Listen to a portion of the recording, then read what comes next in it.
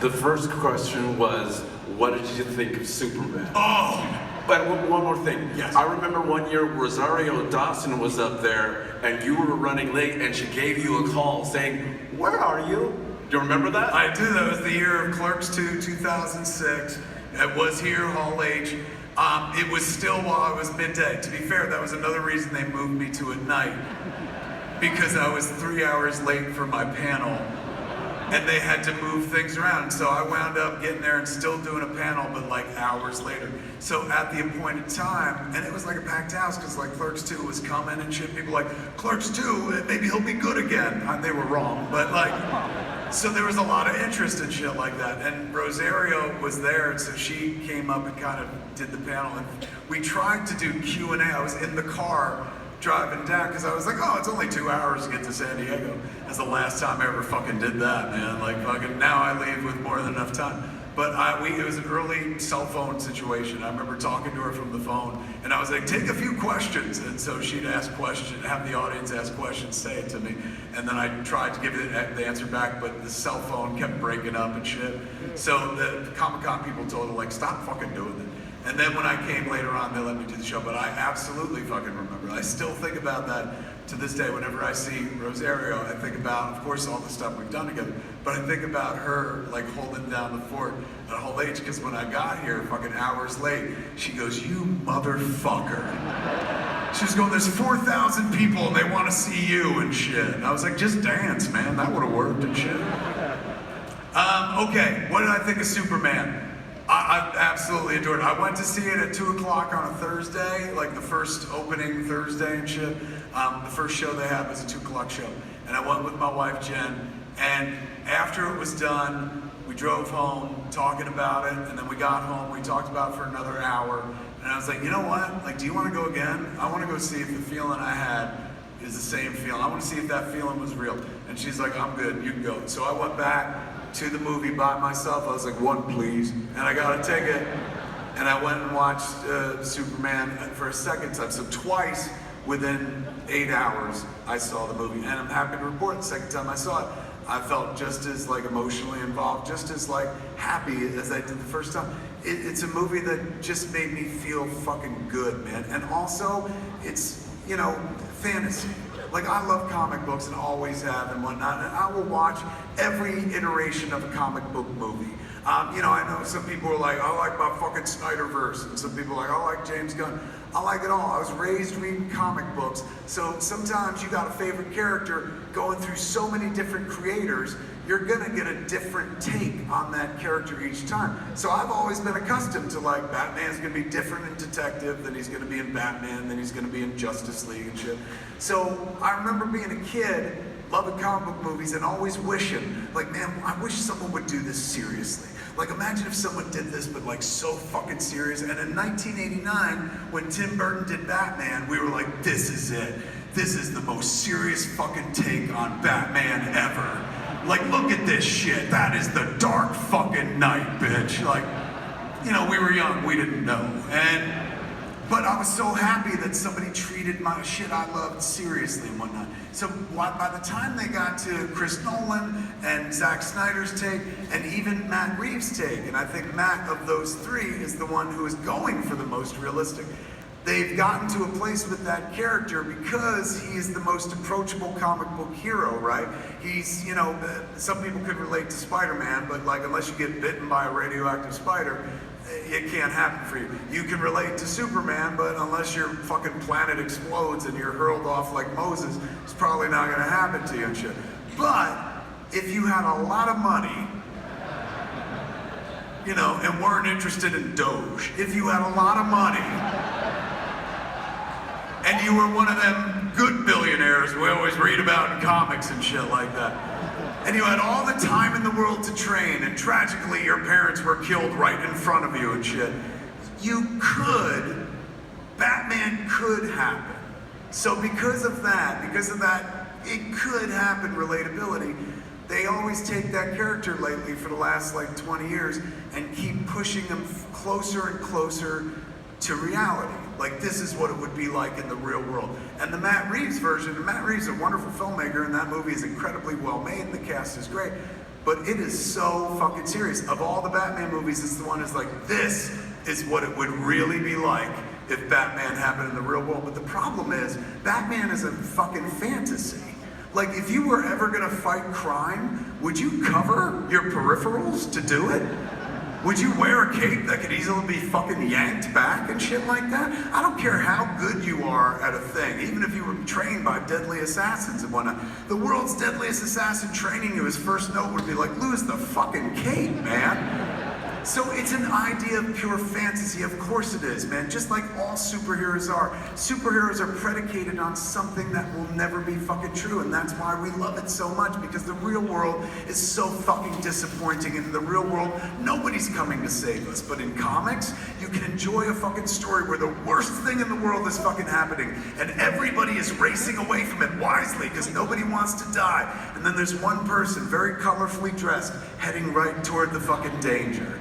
Like, that's a beautiful story that I'll read over and fucking over and over again. So it doesn't matter if you do a hardcore serious take like Zach did and like Matt Reeves does with Batman, or if you do a Tim Burton take, or if you do what James just did with Superman. I'm there. Tell me a fucking superhero story. Treat me to the fantasy, because that's where I want to go. I'm trying to fucking escape, man. So take me to a place where, like, just when I'm about to hit the fucking ground, somebody's gonna swoop in and save me at the end of the day. Take me to a place where fucking somebody's gonna make sure that vengeance is visited upon the people that fucking do harm to my loved ones and stuff. That's the stuff of absolute fantasy. So I want that shit to be as close to fantasy as possible. So for me, Batman is like my Riddler wears a leotard with question marks all over it, you know? Because generally people don't do that in the real world. And so if you're gonna commit a crime as the Riddler, you would kind of do it like the Riddler did and like Paul Dano did in Matt Reeves' movie and stuff, which is creepy and haunting, but that's not the fantasy that I'm looking for. Again, this is not a criticism, not me saying that movie sucks. No, it's really wonderful. But I like when the character is treated with some frivolity. One of the things that I loved about Superman was the return of the trunks to the outside. And that's not because I'm a traditionalist where I'm like, that's the way it was. I thought that fucking Henry Cavill's Superman looked good without the fucking trunks. To be honest, he would look good with no fucking clothes whatsoever. And I suggested that to Zack Snyder and he didn't take me seriously. But like, the idea, I read like an interview before the movie came out with David Cornsweet, the guy who played Superman, and he did such a fucking wonderful job. And he's, I guess right before, and I'm not telling tales out of school, I read this on the internet just like y'all.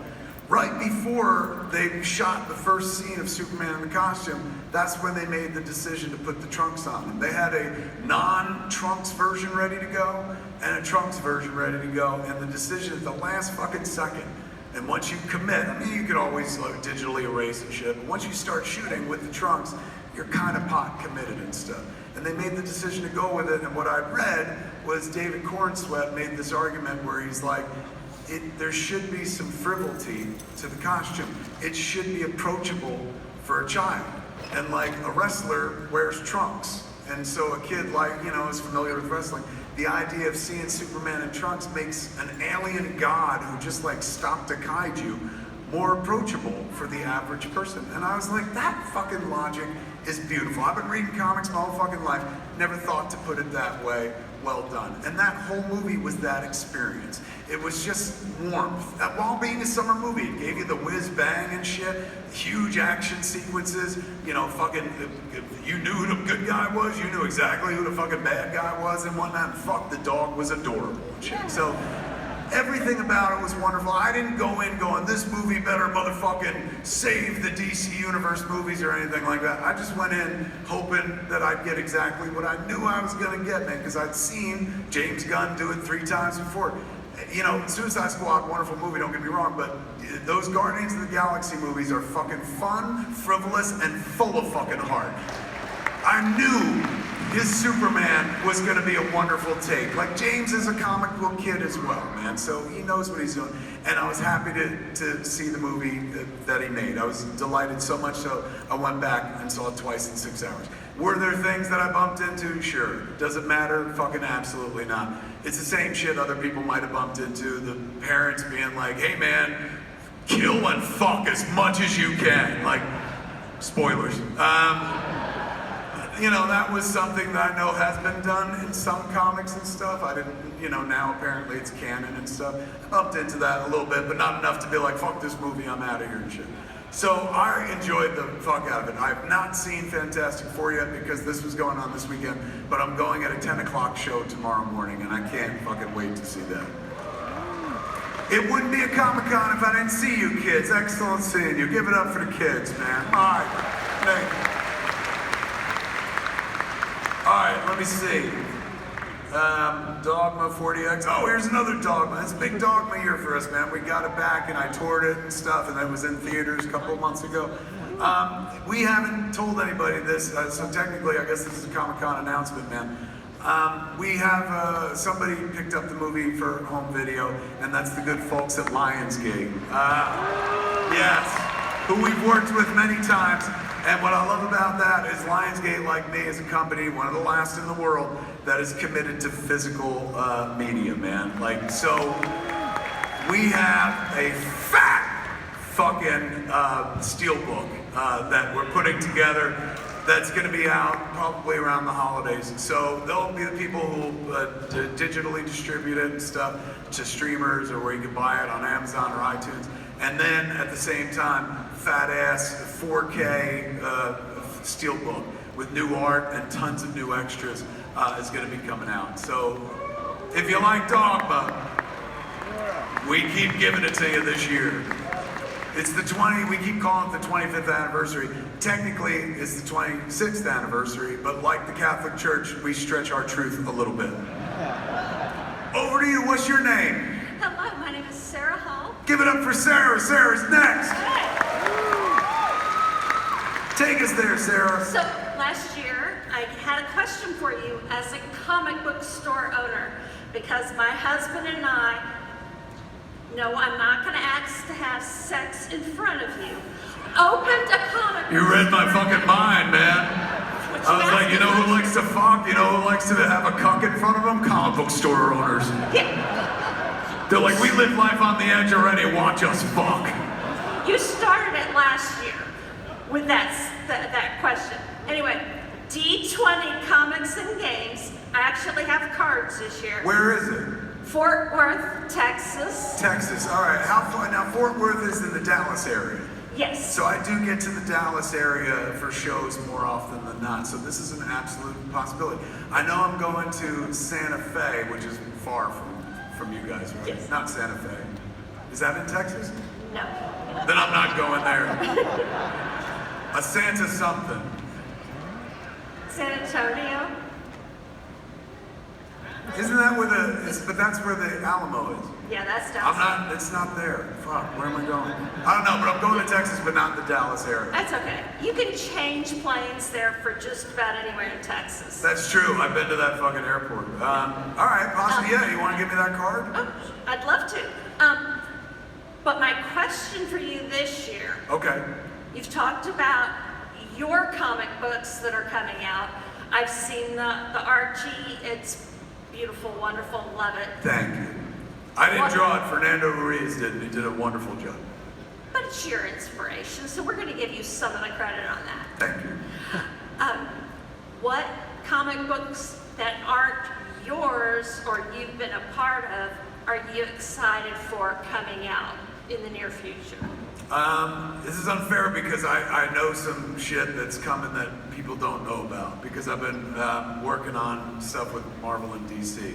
So I'm very quick to want to tell you about those, but then they won't let me work there anymore and stuff. So I am looking forward to, I know I'm a tiny piece of it, just 8 pages, but I am looking forward to Marvel and DC crossing over. It's been a minute, and I've been alive for all of those crossovers. And it felt like for the last, 2 decades, whatever it was, that wasn't gonna happen again. And so when they announced it, I was like, oh, that's fucking dope, man. I'm still alive to see Marvel and DC do what they never do. That's how rare and special it is. And then I got the call and they were like, do you want to do a story? And I was like, fuck yeah. So I'm looking forward to that, to be honest with you. Do you have any suggestions? I'm looking forward to those as well.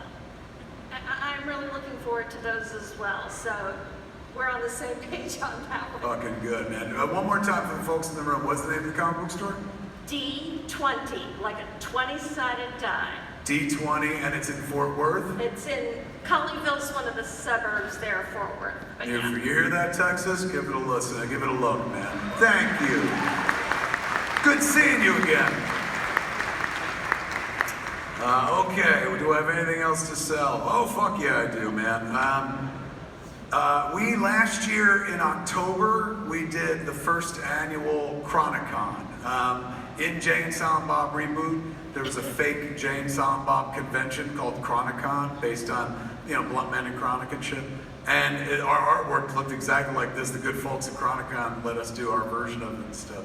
And so we decided a few years after the movie, let's try to do it in the real world. So we did it in the Chicago area, not in Chicago proper, but when you fly into O'Hare Airport, like one stop outside the O'Hare Airport is the Rosemont Convention Center and stuff.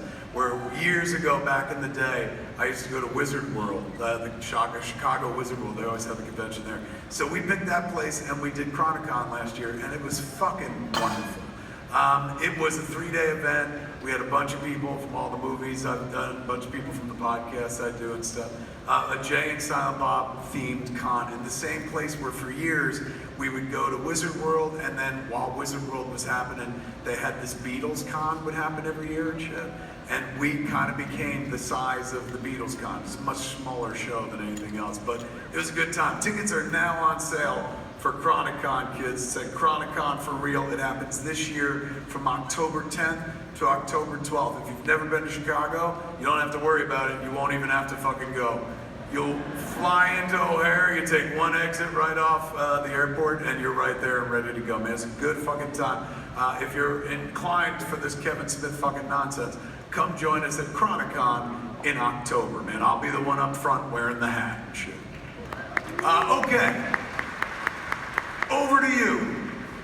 Hey, Kev. What's your name? Carlos. Give it up for Carlos. Carlos is next. I'm not sure if you remember me from last year, but I asked you about an animated series you're working on and how you thought about it on the ride back. I just want to know the status of that, and also... Was that a fucking year ago? That was a year ago. I'm seeing the animation. It's so weird you said that. Like 2 weeks ago, I wrote to my animator friend and be like, hey man, where are we? And he started sending me more regular updates and stuff. It looks fucking phenomenal. I still don't want to share what it is because I'm like, oh shit, nobody's done this yet. It's low-hanging fruit and stuff. But it's I would say, he said he's got about 80 hours more work left to do. The animator, Dan Edwards, D.S. Edwards. So it's cool, it's fun, I can't wait to share, but that's not done. There was a cartoon I brought with me that I was gonna show here, but the sound mix was way off when we did the tech check. You could barely hear the dialogue. So I was like, you know what, there's no rush. I can fucking put it up online later on. So I did get busy in animation and went to work cartooning and shit. And then was today, Saturday. So Sunday, Monday. On Tuesday, I go in, I shouldn't talk about this because it may not work, but fuck it. I'm so happy about it. I'm a massive Rocky and Bullwinkle fan. And have been like since I was a kid. And so because of this one cartoon that I was working on and stuff, and because I was involved in, there was a auction at Van Eaton Galleries in Los Angeles for the items from the Jay Ward estate. Jay Ward was the guy who did all those cartoons, Rocky and Bullwinkle, George in the Jungle, Dudley Do-Right, and so forth and so on. Peabody and Sherman, all that stuff. So I became tight with the family, the Ward family and stuff. And so on Tuesday, we're going into Universal to pitch this new Rocky and Bullwinkle cartoon. That I don't want to get my hopes up and shit like that. And I'm going in so low budget, like my biggest selling point is not like, it'll be funny, it's like, it'll be cheap. I did want to add, though, that I'm not holding you to anything, though, but you did say... I put your name in it. Yeah, and I would be a writer, potentially. Yeah. I really do want to write for animated stuff. That's my dream. Me too, that's what I've been trying to do. But my other questions, though, would you consider writing your own original comics with original characters, or maybe adapting like an old film, maybe like 4:30 movie or Tusk or anything like that? I definitely think of adapting Tusk all the time, and sooner or later I know we'll get to it. But what do last year, 2 years ago, one of the first books that we did through Secret Stash Press was a book called Masquerade, which is a character that I created with my friend Andy McElfish and John Sprengelmeyer and stuff. So it's like the first new character I created for comics. Generally speaking, I work with other people's toys, like I've written for Marvel and DC, or I'll take my characters from the movies into comics. But Masquerade, I think, represented the first time that I created a character directly for comics. And eventually I want to, now that I'm working in comics again, what I'm hoping to do is get DC to be like, okay, and do a crossover with my character and Batman. So, it'll take a couple of years, but I think we'll get there. Thank you. Good seeing you again, man. All right, I got the last thing on my selling list is, did anybody go to Cruise Askew last year? Well, the three of us are going again. That's right, but kids, we did Jay and Silent Bob's Cruise Askew last year, and it was a fucking good-ass time. I'd never done like a cruise before. We never had our own cruise and shit. So it was kind of like Chronicon, but on the ocean. And so we're doing it again. It was pretty popular, and the folks who went were like, do it again. So we skipped 1 year, which was this year. It's happening in 2026 in February. It's called Jay and Silent Bob's Cruise Askew. Tickets are at jayandsilentbobscruiseskew.com right now. It's shockingly good fucking time. Going into it, I was like, one of us could get eaten by a shark. Mercifully, that didn't happen. But before we even left the port, this was so fucked up. Out of nowhere, I was talking to somebody, and I looked over the side of the boat, and a plane had crashed in the water. It was like a Piper Cub, a small like plane, the propeller plane, right in the fucking water, man, like in front of our boat. And the whole boat fucking tilted because everybody was fucking on the side of the boat going, a plane fucking crashed. That's not a good omen at all, And the person was fine. They got out of the plane. They were waving to us while we were taking selfies and shit. So, Jay and Silent Bob's Cruise Askew, that was not the most entertaining thing that happened on the cruise, but it was pretty damn entertaining. Lots of shows, live shows and stuff like that, live script readings. It's a good ass time, and of course then all the amenities of going on a cruise. So if you're into that, if you want to spend 3 days at sea with Jay and Silent Bob, fucking go to jayandsilentbobscruiseskew.com, and we'll see you on the high seas in February 2026. Now over to you, my friend. What's your name? Hi, my name is Sebastian. Give it up for Sebastian. Sebastian's next. So my question is, we've seen Jay and Silent Bob crossover with like a bunch of superheroes, like in the Green Arrow comic, and in the Flash TV show, where surprisingly Jay didn't swear for like 5 minutes, which is like a record. You're right. Yeah. So my question is, if you had the opportunity, what other superheroes would you cross over with Jay and Silent Bob? Let me think. What characters do I love? I mean, the obvious, I'm a big Batman fan, and I could probably get away with a Batman story with Jay and Silent Bob. I wrote a Batman story where he pissed himself, and the internet won't let me forget it and shit. So I figure, if I've already done that, I could do one where Batman meets Jay and Silent Bob. That just seems like full of hubris, though. Even though I wouldn't say I've earned it, but like I've been kicking around comics for as long as I've been making films, I feel like if I went in there and was real serious about it, they let me do. You know what? Fuck it. I'm not supposed to announce this, but one of the projects I'm working on is Jay and Silent Bob Fuck the Marvel Universe.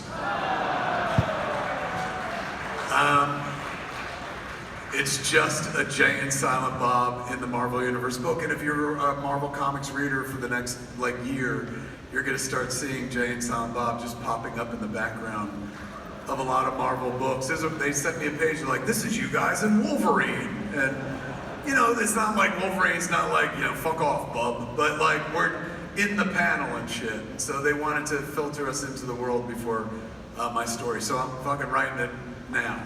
So who do I want to cross him over with? All the characters that I've written in that story. And it's literally every fucking Marvel all-star. Their scene with Deadpool is pretty amazing. But you know, of course, it's a Marvel book, so there's like certain amount of constraints. So it won't say fucks the Marvel universe. It'll have, you know, the comic book cursing fucking dingbats in place of the word fucks. But yeah, so I am working on something like that. You fucking got it out of me, man. Well done, Sebastian. Give it up for Sebastian. Was there more? No, that's it. I'm just surprised I managed to get you to reveal like something you're working on. I was like, oh my god. Like, To be fair, Sebastian, I have a big mouth. It's gotten me into trouble all the fucking time, man. Like, but yeah, all you have to do is scratch the surface. I was like, oh, fucking here, let me tell you. I wasn't supposed to talk about Bullwinkle or that, and both of those things I talked about. And it's not even me going, ooh, I'm doing this. It's just in the course of questions it comes up, and it feels like I'm lying if I don't fucking share what I know and shit. Especially because it's not like, I'm not like working for Marvel or DC where if I reveal something, they'll fucking sniper me from the ceiling or something. But yeah, man, I mean, Marvel and DC, the movies. I am working for Marvel and DC Comics, but they can't afford a sniper. Page rate and whatnot. So, but yes, you got it out of me. Well done, man. Well done. Give it up for Sebastian. I got enough left to sell, so we'll just Q&A. What's your name, Cap? Hey Kevin, do you remember me? I was here last year for the 430 movie. Fucking A, what's your name? Yeah, I'm Jake. Give it up for Jake. Jake is next, everybody. Yeah. And I was also here yesterday for Predator Badlands and Tron Ares. How were the panels from the audience? They were awesome. Delight show. Even I giggled like right when you were waving for the Predator film. But so I heard you giggling. Yeah. Oh, really? Yeah. I did. Have you guys heard? Yes, that was me. That was you. That was Perfect. me. I showed my mom the 430 movie, and she theater hopped when she was a kid. So, Mom, I love you, and I'm glad you watched this with me. She liked it. That's and fucking tried to beautiful. enjoy Is it. Mom here? She is actually. So she's seen you up on the big screen? Yes, and shit? yes, she has a lot. Actually, a lot of my friends freaked out because I put this like on Instagram, and like it's like on like blast on my Instagram account. Okay, my question. Yes. Yes, my question. I'm gonna keep this very short and sweet. So Stan Lee has been a big part of your life, like a big portion of your heart. You've done Mallrats, and you did Jane's Silent Bob reboot, but that was an archive footage from From an IMDb interview we did here, yeah. Yes, Well remembered. that's true. Yeah, absolutely. What was your favorite memory with Stan Lee, or it could be a personal memory you had? I mean, God, there are so fucking many. Well, here I'll do two that happened at Comic-Con. What was it? Let me see. 1995 is the first time we come. 1996, we come back and have a booth for the first time. 97, we come back. Chasing Amy's already come out, and we've got the comics on the horizon and stuff like that. So I want to say that it was post Dogma, so it would be 2000, maybe it was around the time of the Clerks cartoon. So me and Jay were on the floor doing a signing at an end cap. It was for, I think, a poster company or something. So they had us at their booth, but you had to walk up a few steps, and we were sitting there signing for people and whatnot, and handing them down to folks.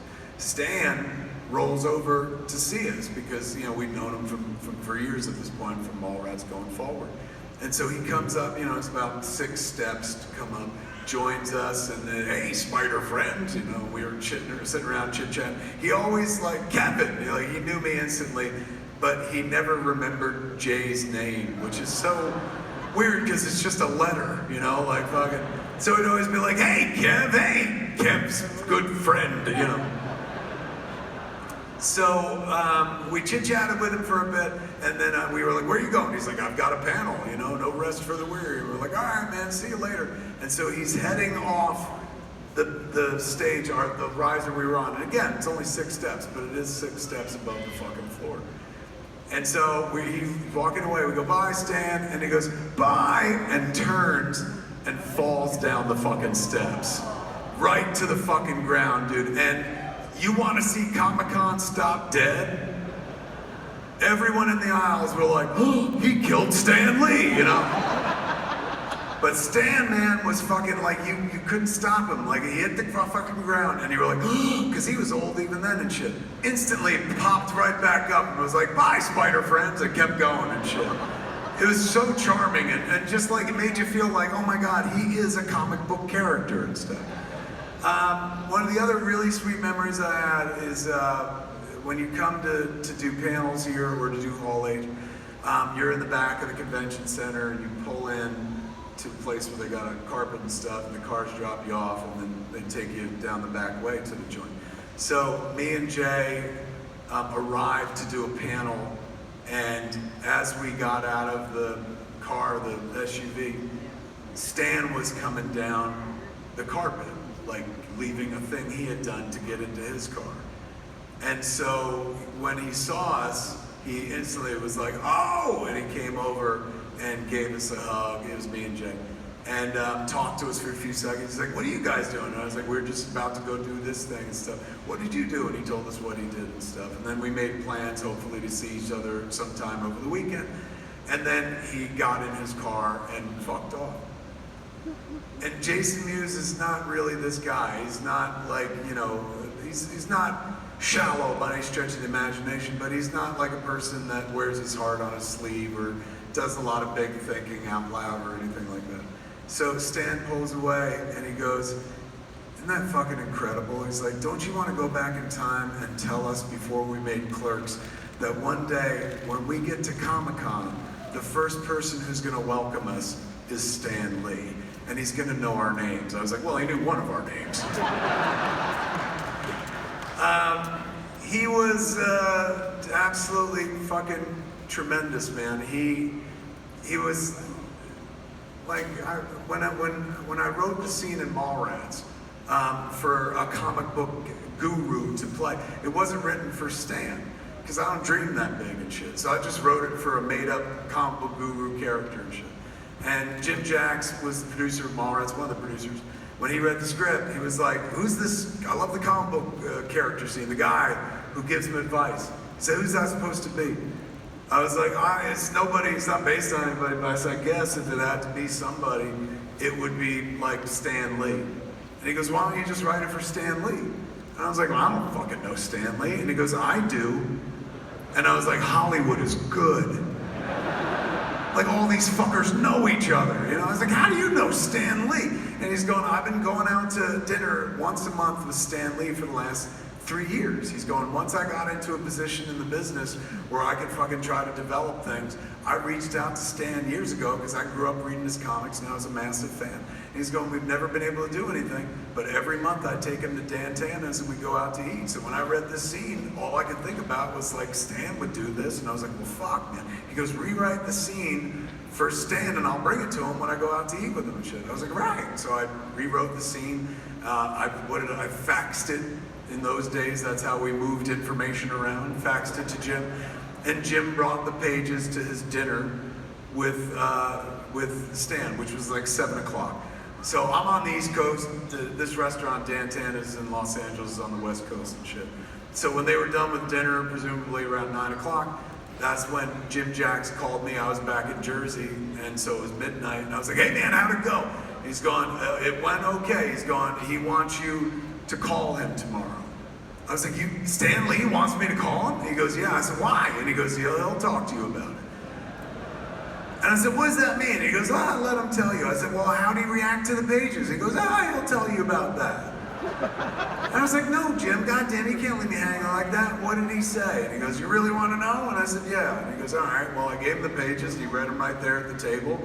And the first thing he said was, Jim, I would never say this shit. And I had to explain to him that it's not really him, it's playing a fictionalized version of himself and whatnot, and he understood that. But he had a question, and he wanted to talk to you about it first. So you're gonna call him at Powell, his offices, and talk to him. And I was like, oh my God, this is fucking nuts. So the next day I called them, and they were like, hold for Stan Lee and shit. And then he answered the phone. He's like, hey, Spider friend. I was like, oh my God, there's that voice, man. That's amazing. I know exactly who you are. I've been listening to you forever, reading the comics and stuff like that. This is honestly like a very cool moment for me. And he goes, well, thank you. He goes, it's very cool that you wrote me a role in your movie. And Jim shared it with me, and that's why I wanted to talk to you about it. And he's going, I would really like to do it. And I was like, oh my God, that'd be amazing. I'd like you to do it. He's going, but we got a little issue. I was like, oh my God, what's the issue? And he goes, well, in the movie, you have this beautiful scene where I'm telling your main character, I'm giving him advice, telling him a story about the one that got away. I was like, yeah. And he goes, it's a great story, but it's me telling that story, Stan Lee in the movie telling the story about the one that got away. And if Stan Lee is in a movie telling a story about the one that got away, the one I got at home will throw me out of the fucking house. I was like, you're talking about your wife? He goes, yeah, I can't dishonor Joanie like that. There was never anybody but Joanie. Even if there was, it was always just Joanie and stuff. He's going, so I can't just go out there and say, you know, this story about falling in love with some woman that got away. He's going, but I was thinking about it. He goes, what if you added a scene where then I could say afterwards that I was just kidding around? And I was like, oh my God, like that's easy for me to do. I'll write that. You can say it to the TS character, his friend. He goes, yeah, well, if you could do that, I think I can be in your movie. And I was like, fucking yeah, done and done. And I knew Stan for years after that. Like when we got him on set, he was 75 years old. And I'll never forget, Jim Jacks was like, okay, everyone be careful with this guy. He's so old he could die at any minute and shit. And Stan lived for another 21 fucking years. Jim Jacks died 10 years later. Like, it's really haunting and fucking sad and shit. So he came to like fucking play with us and stuff like that. And, you know, came and did the part as written. And I got to know him from that day forward, and we became friends over the course of all those years and knew him until he passed away. So knowing Stan, as I grew to know him, I understand what happened in that phone call. Like Stan told me a really great story about how, you know, I gotta fucking say that this is made up because otherwise it'll break Joanie's heart and stuff. And I was like, oh, I'm just a big fat romantic, so I fucking love that. But after knowing Stan for like 10, 20 years, I realized the brilliance. Stan literally doubled his scene count in one phone call. Simply by being like, I should probably be in a second scene to explain the first scene. And because I'm that kind of filmmaker that has scenes that explain the previous scenes anyway, I was like, fucking, you're right, we should do that, you know? He was a funny fucking dude, man. But it was cool to meet somebody whose work had meant so much to me. You know what was so sad was like when he would talk wistfully about like, I always wanted to write the great American novel. Like he said that to me on a number of fucking occasions, man. Said it on podcasts, said it off of podcasts and shit, just in the real world. And he was like, I always wanted to write the great American novel. I was like, Stan, fucking you out fucking shot the great American novel. You wrote the great American mythology, man, with a lot of help from a lot of wonderful creators and stuff. So he knew who he was, and he knew how to sell Stan Lee, that's for sure. But he was, you know, like everybody, internally he felt he'd missed the mark. And yet for so many of us, he was the only one. He was the apostle. He was the one that built our church and gave us our fucking faith and stuff. So getting to know him over the course of the end of his lifetime, which wound up being a good 20, 25 fucking years, was incredibly fucking special, man. It was weird. One time we did a commercial around the time the Age of Ultron was coming out. They hired me to do an Audi commercial that was Stan Lee. It was centered around Stan, and it was the Stan Lee School of Cameo Acting. And so there were other people in it, like Michael Rooker was in the spot with us, me and Jay, Tara Reid was in the spot for some reason and stuff. But she was good. Lou Ferrigno pops up in the spot as well. And the premise was all of us are actors attending the Stan Lee School of Cameo Acting, because he's done cameos forever and shit, so he knows how to do it. So, you know, he gets up on a soapbox, Stan's soapbox, and he has the Thor helmet on. And he goes, this is acting. And then he takes off the Thor helmet and he puts like a fucking mailman's cap on. He goes, "This is cameo acting," you know. And we're all writing notes and shit like that. It's a very cute spot. So he was there with us all day long, and you know, just in fucking heaven. You know, he's the center of attention and shit, and getting to be funny and whatnot. And you know, he's a grown-up kid at heart. He liked having a good fucking time. So when he was all done, he was a kid at heart, but he was an old man in the real world and shit. So we'd had him for 8 hours. At a certain point, we had to let him go because he was a napper. He was just like, Kevin, at 6 o'clock, I have to go to sleep, you know.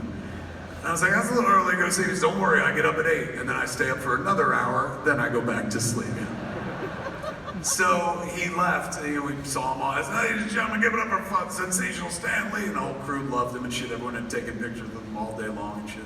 He got in, car took off. His accountant dude showed up toward the end of the shoot. You know, Stan's like, he loves this stuff. Can he watch? I was like, oh my God, absolutely. And shit. So we hung out, and while we shot Stan's last shot, and then he hung out while I was doing the shots that didn't involve Stan. There was a car shot that Stan wasn't in, that Lou Ferrigno is hitchhiking at the end of the spot, and the car goes past him and stuff like that. So Stan was done, but we were still shooting. And so his accountant buddy is standing next to me, and he goes, Stan did good? I said, oh, Stan did great. I mean, he had to play Stan, and fucking if Stan knows how to do anything, it's to play Stan Lee and shit like that. So he knocked it out the park. And he goes, you know, I know him real well. He's going, I could tell he had a good time. And I was like, yeah, he seemed like he was really enjoying himself. I saw him genuinely laughing and stuff. And he goes, the accountant guy goes, he always has a good time with you. And I was like, yeah, I always have a good time with him. You know, it just felt like we were having that kind of conversation, nice thing to say. And then the dude devastated me with the next comment. He goes, he thinks of you like a son. I just thought we were like casual friends because I put him in Mallrats and shit. Like, hearing that like one of your icons thinks of you that highly, like that was fucking everything, man. Like that was a really wonderful moment. So when I think of Stan, that's what I think of. And when the people we love, you know, they can't stay with us forever, right? Like fucking we all understand that we all get a limited time and shit. And people die and they have to die. It's just the natural course of things. But nobody's ever really gone at the end of the day, right? Like, you know, energy is neither created nor destroyed, and we're all just stardust that gets pulled together for a few minutes and then eventually goes back to being energy. And all the energy that was ever in the universe created at the Big Bang is the same amount of energy that's in the universe now. It just gets displaced and moved around. So yes, people die, but they're never really gone. And when the people we love, we talk about them, and we gather, and we remember them, and share stories and shit like that, they're around for a few seconds again. Like somewhere in this room, Stan's sitting in one of those empty chairs just going like, well done, spider friend, you know? Because we keep the legend alive, keep it going and stuff. So I thank you for the opportunity to talk about my dead friend. Thank you for your time, Kevin. Thank you, it means the world. Oh shit, we got 10 minutes left. What's your name, Cape Crusader? My name is Noah. Give it up for Noah. Noah's next.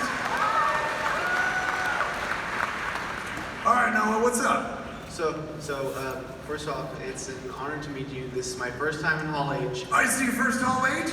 Yeah. How long, and what shows did you go to today? The Peacemaker panel and... Was that here in Hall H? Yes. Did John Cena or something? Cena, sorry. Fucking, I did this to his face once and he was like, Cena, you know. But I don't watch wrestling. So did John Cena wear the fucking outfit? He did. God damn it, that guy's got so much spirit, man. Like, I like his enthusiasm for a thing. I've seen him do press and shit. One time I interviewed him, because for years, about 5 years straight, I used to interview people out on the IMD boat.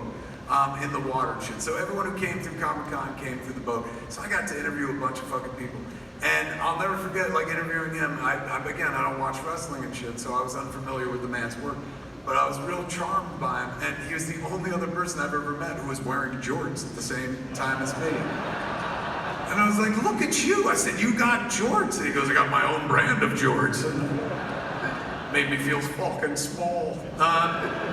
But yes, so, but yeah, man, fucking, so, how was the panel? Did they show an episode? Yeah. They did? Did they, on the Peacemaker panel, did they show an episode? No, Did you say you were at the Peacemaker panel? you got me.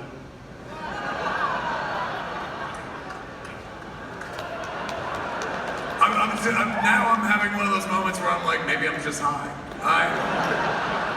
Did you mention the Peacemaker panel? I did. So you were there. I was.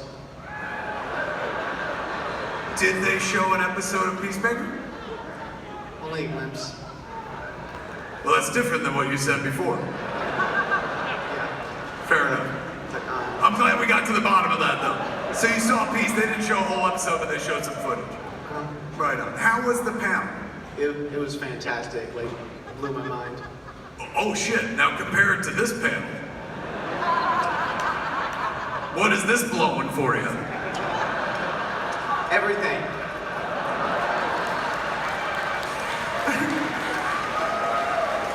That's because I'm a full-service entertainer.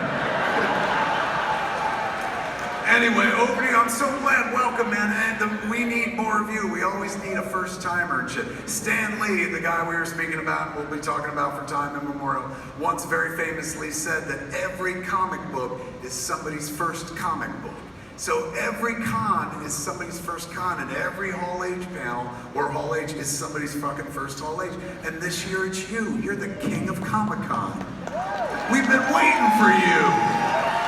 Thank you. Welcome. Yeah. Welcome to the tribe. All right, what do you want to know? Okay, so my question, I'm gonna keep this short.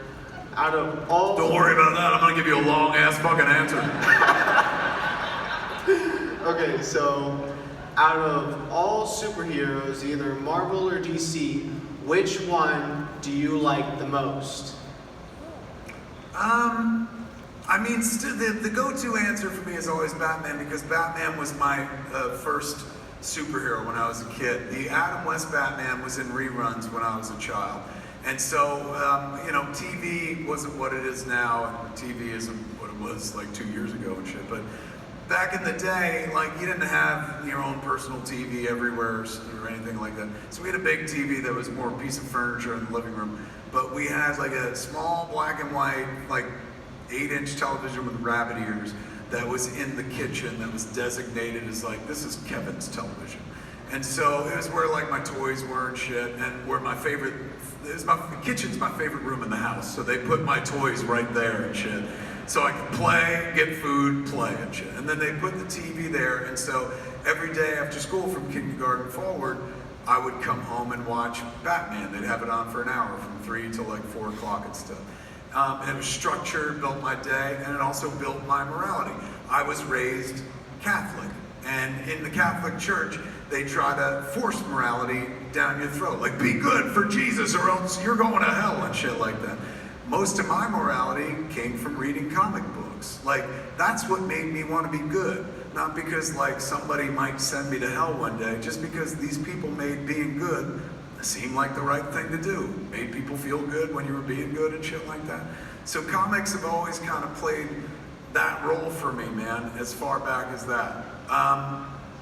The first comic book superhero I saw in print was Batman. And since I knew him from the TV show and all the villains and whatnot, oddly enough, I saw the show before I actually saw a comic. Saw a comic book for the first time, or a Batman comic book, I think when I was 4 and a half. My father took me to get a haircut at a barber shop and shit.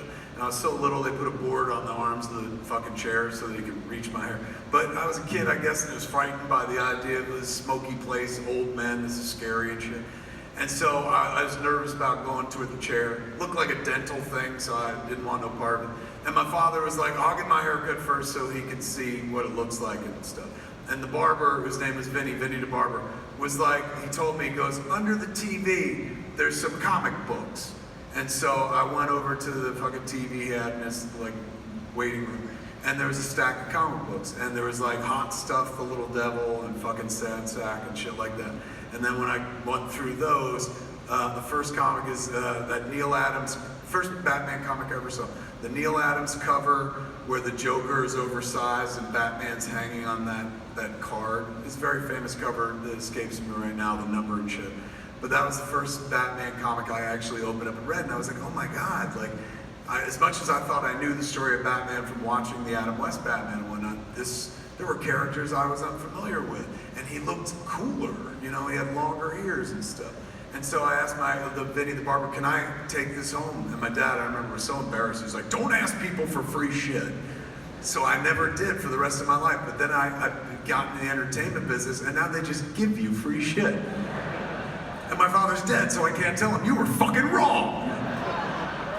So I would have to say Batman. However, the second comic book I ever saw was fucking Spider-Man. And Spider-Man is near and dear to a kid because Spider-Man was created for kids. The idea that Stan and Jack had was like, let's put him in a mask and it's a kid, and that way it could be any fucking kid as long as he's wearing the mask and shit.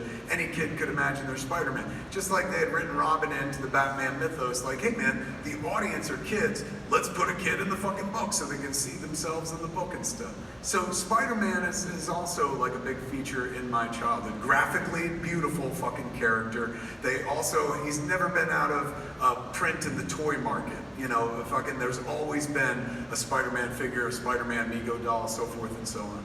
So I would definitely say those two characters, Batman and Spider-Man, are the ones I gravitate toward the most because of being raised with them, the emotional connection, nostalgic connection.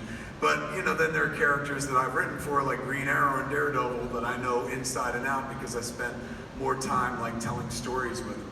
But to be honest with you, like, I love them all, man. I honestly, like, having been raised on the Bible, I'm inclined toward morality tales and shit. And that's all comics are. Comics, you know, they tell you stories about being good, like, same way that Bible stories tell you stories about being good. And the thing about comics is, like, they got way better costumes than Jesus ever wore and shit. So I like those stories more, and I like getting my morality from them, even now, till this day. And I know at age 54, I should have established my own morality and not rely on comic books, but ain't nothing wrong with a refresher. Every day is a fucking school day, man. And any comic book story I read that reinforces, like, yeah, man, do the right fucking thing is worthwhile. So those characters would be the ones. What was the main question? Was it which characters I like the most, or which I would fuck? What was the question? Which character do you like the most of all? Zatanna. No, Batman. Good?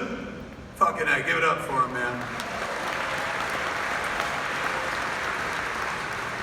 We got 1 minute left, so we're gonna end on you, Robin. What's your name? Hi, it's nice to meet you, Kevin. How are you? So good. What's your name? Oh, my name is Justine. Justin? Justine. It's spelled differently. Like Spell. J-U-S-T, 2 E's, and an N. I'm Justin the Teen. Give up for Justine, man. Justine's gonna take us home. Okay, Jay told me about you. Like, he reintroduced me to you when I first found you in the Lego Batman game, and I'm honestly. Is that the first place you saw me? Yes. I was so proud of that the day they told me, like, you're gonna be in the Lego Batman game. I was like, I have reached the apex, man. Like, this is fucking nuts. Yeah. I still have that fucking game. I'm still so proud of that. Rarely do people ever come up to me and be like, you were in that fucking Lego game. Yes. And how weird that was like your introduction. Like, I'm a real live human being, but you thought I was a Lego character. Yeah, and to meet you in person right now, it's so cool to meet you, and I like this thing. It's cool to meet you, but you know what's weird? I could take myself apart right now, like in Lego if I had to. But yeah, you're a cool guy. Thank you. Honestly, a cool guy. And this leads to my relevant question, and I'm like a pop culture fan like you, and hold on, I need to think. No, go ahead and collect yourself. We're here for you. I like Marvel, I like DC, I like Star Wars, I like every other fictional superheroes or sci-fi, but my most favorite thing is Transformers. I love Transformers. Yeah, it's one I like. Growing up, when I was a kid, seeing robots transform into cars or trucks or jets, I love it. It's a cool concept. Yeah, it is a cool concept. So, my most question to you regarding the Transformers, which faction would you choose in the Transformers universe? Also, I'd like to say one thing. Release Transformers 1 sequel and watch the Transformers 1 movie. It's a great movie. Go watch it. Go watch it. Yeah. They should fucking pay you, Paramount, man. Thing is, Paramount hires you, they'll probably fire you as well, as we've seen recently. Okay, what is the main question about Transformers is which iteration do I like? What was it? Which faction?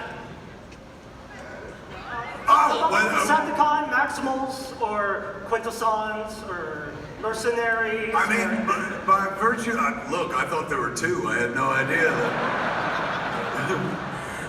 idea that Transformers had moved into pronouns at this point as well.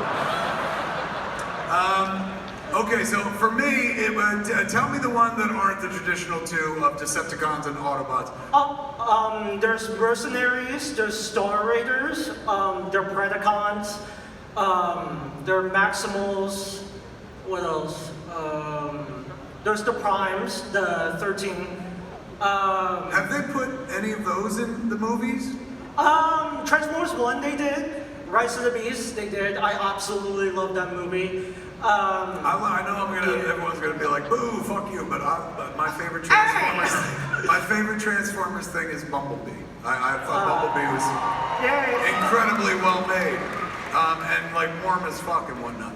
The first Transformer movie, the first few that Michael Bay did, like that was when I felt like an old man for the first time, because I was like, I can't tell what's happening. Like, which one is fucking Optimus Prime? Like, it was just metal bashing into fucking metal and shit. But Bumblebee, I goes, oh, that's Bumblebee. Like, I understood that very perfectly. If I had to pick one, I mean, again, I lean more toward the good guys, and Optimus Prime's voice, what was his name? Peter, yes, Peter Cullen. You met him? When? Fucking that voice, like, if somebody was gonna tell me, if somebody had to deliver the news, you're gonna fucking die today, I would take it from that voice. Like, you're gonna die today, roll out, you know. Ladies and gentlemen, did you have a good time this evening?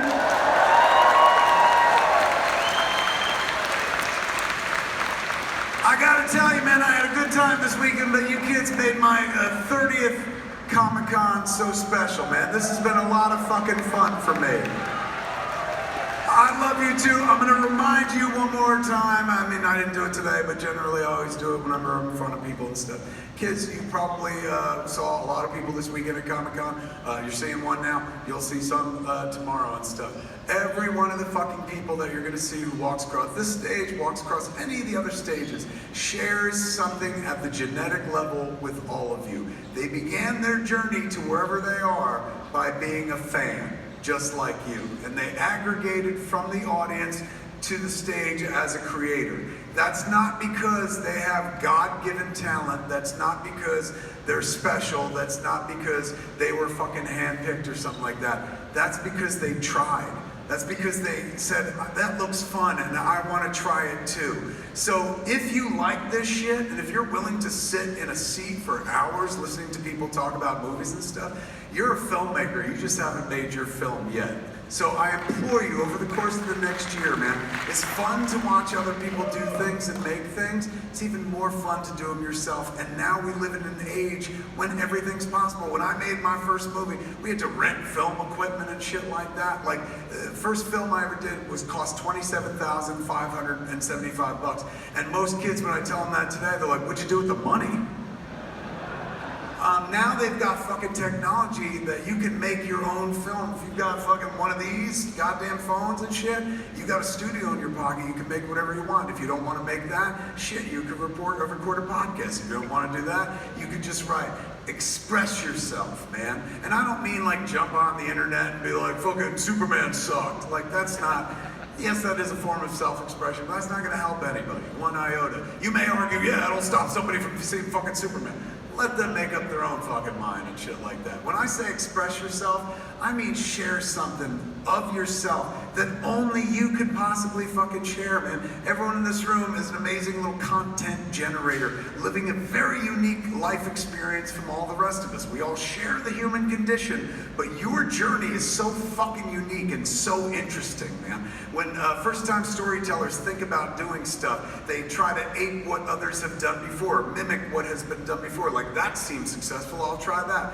That's a way to go. You could do that. If there is success one time, perhaps there'll be success in another time as well. But I would always encourage you to die on the cross of originality, because you have something to say that nobody has ever fucking heard before, and you're the only person who could fucking say it.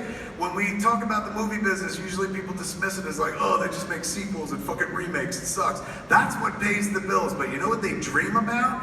They dream about you, someone they've never met, walking through the door and telling them a fucking story that knocks their fucking hat off, man. That makes them go like, my God, that moves me, and we're all gonna make a bunch of money and shit like that. They're never gonna get that from me. When I walk into a studio, they're like, we get it, Clerks 9, fuck off. But they've heard my stories over and over again and shit. It's all variations on a theme, because I've been doing it for 3 decades. But you have not. And everything you have to say is fucking useful. We are all in this together, but nobody is coming to save us, man. The only way we get out of this one fucking best possible of all worlds alive is with togetherness, man. We have answers that other people need. When you express yourself and tell your story, you're not just possibly entertaining somebody, you're possibly giving them fucking information, tools for them to make their life fucking a little bit better, man. So not only do you get something off your chest and get to make a piece of art or something like that, make pretend. And if art sounds too lofty, just bring it down to like make pretend and do a fucking thing. Even if it's just that, you've self-fucking expressed, you put something out there, and you have something uniquely yours that maybe you haven't had since childhood, a make-pretend thing that you made, you could put up on the fridge, that you fucking own. There was nothingness, and then you brought something into creation. That's the worst case scenario. Best case scenario is you fucking tell a story that saves somebody's life. This is not an exaggeration. I've been doing this shit 31 years, as previously mentioned, and invariably, no matter where I go in the world, I always meet people who will tell me some sweet story about something I fucking made that changed their life, man. I use this example all the time because it still moved me. It happened within 2 years. 2 years ago, I was doing a show in Dallas. What was that fucking show? Dallas Fan Con or whatever it's called and stuff. So while I was there, you know, you take pictures and you sign shit. It's just like this fucking con. And there's a dude who came up and he had a copy of Mallrats on VHS. Beat up the fuck. Looked like it went through a washer machine and shit. But you know, it was from 1995. It's a VHS. It's a fucking relic and stuff. He put it on the table. I said, oh, look at this fucking piece of Americana. I was like, this has seen better days. Holy shit. And he goes, that's my copy. I've had it for years. I want to get it signed for my son. And I said, oh, how old's your son? He goes, he's newborn and stuff. And I was like, oh, all right. Fucking, well, don't show him this movie for many, many years and stuff. And he goes, no, I'm gonna show him this movie because this is the movie that saved my life. That's why I want you to sign it to him. And I hear that compliment quite a bit. It's a nice thing that people say. We're like, you did a thing that saved my life. And I've said that to other artists, and I know what that means. It's not really fucking true. Like when somebody goes, Clerks saved my life, it's not like they're like, I was hanging from a cliff and a copy of Clerks, I grabbed onto it and it saved my, you know. No, they're speaking metaphorically or whatever. It's a nice thing to hear as somebody that did something that changed or saved somebody's life. So when he said it, I know how to respond to that after years. I was like, oh my God, thank you, that means the world. And he goes, no, I'm being serious. He's going, I just want to share this with you before you sign it. He's going, when I was a kid, when I was a teenager, every day I came home from school, my father would beat the shit out of me to within an inch of my life, every day, really violently. And then I would crawl in a bloody pulp to my room, close the bedroom door, clean myself up, put in Mallrats, and I would escape to the mall with Brody and TS and Jay and Silent Bob, and that was my escape, and that gave me my strength to head into the next day. He's going, now I'm a father, and I would never do to my son what that piece of shit did to me, but I know that this is important, that my boy know that he's alive today because I lived through some shit, so can you make it out to him? it was Mallrats, kids. Like, it wasn't even one of the good movies I made, you know what I'm saying? But that movie had a profound fucking effect. When I was making Mallrats, I wasn't thinking like, this is gonna help some poor kid somewhere who's getting a regular beatdown. But it did, man. And so you never know what the fuck you're working on or what you could possibly say that is gonna save somebody else's fucking life. Every day is a fucking school day. You have information the world will never know unless you share it in one form or another, man. So if you choose to use that voice of yours, and I don't mean just your speaking voice, I mean your voice is your perspective, your voice is your currency, your voice is how you see the world and spit it back to the world, the filter through which your perspective comes out for everybody. Your voice is valuable, it's your currency, you can fucking spend it, and you should in this lifetime, man. Don't tell other people's stories. Tell yours, man, because it's unique and it's never been told before, and no one can ever tell your story. Nobody has your perspective, and who knows how valuable that perspective is. So it's fun to sit around at Comic-Con and watch people who've made their dreams come true, man. I sat here moderating panels where the famous people who made movies and shit. And I was like, fucking A, they all started out there as fans and shit. Now they're up here doing their thing. And it's fun to sit around and do that and whatnot because we love the arts, the popular arts, but kids, I implore you, don't leave this world without fucking trying it yourself. You're all fucking storytellers as well. No better than any of us who've been up here. Maybe some cats got more money than you, but that fucking don't make a difference. Make sure before you leave this best of all possible worlds, you let them know who you fucking are by expressing yourself. Now, if you're a person that's like, well, I've always wanted to hunt humans, I'm not talking to you, man. Your dreams are unimportant and their nightmares don't make them come true and shit. But try to make your dreams come true before you leave this place, kids. I'm telling you, I try every day. Sometimes it works, sometimes it don't and shit, but like, what are you gonna do other than give it a shot? Thanks for spending the time with me. I love you all. Be very careful going home. Enjoy the rest of Comic-Con!